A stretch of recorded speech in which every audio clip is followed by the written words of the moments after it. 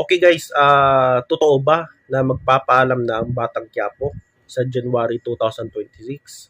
Sa pagkakaalam ko, itong ABS-CBN ay natapos na yung agreement nila with TV5 kung saan sa kasalukuyan ipinapalabas yung Batang Quiapo. At ngayon, merong balita na itong ABS-CBN ay meron ng agreement with AMBS kung saan lahat ng kapamilya shows na ipinapalabas sa TV5 gaya ng ASAP at yung mga teleseryes ay ililipat na no sa All TV simula January. Kaya itong Batang Quiapo sa darating na January ay mapapanood yun na sa All TV.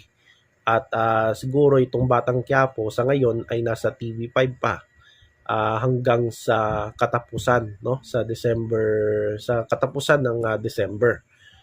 At sa bagong taon ay ipapalabas na ito sa All TV.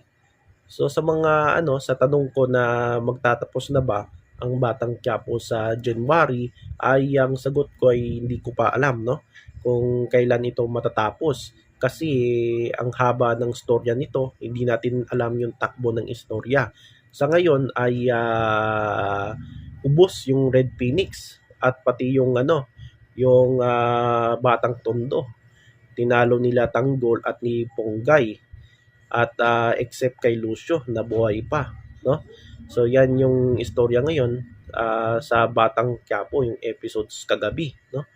So abangan natin kung ano yung magiging takbo, no, ng istorya ni Tanggol sa Batang Quiapo. Ang alam ko simula January ay lilipat na sila at mapapanood yun na sa dati nilang channel, no? Yung Channel 2 na ngayon ay nakuha na ng Bilyar na All TV, ng pangalan All TV. Diyan nyo mapapanood yung Batang Quiapo.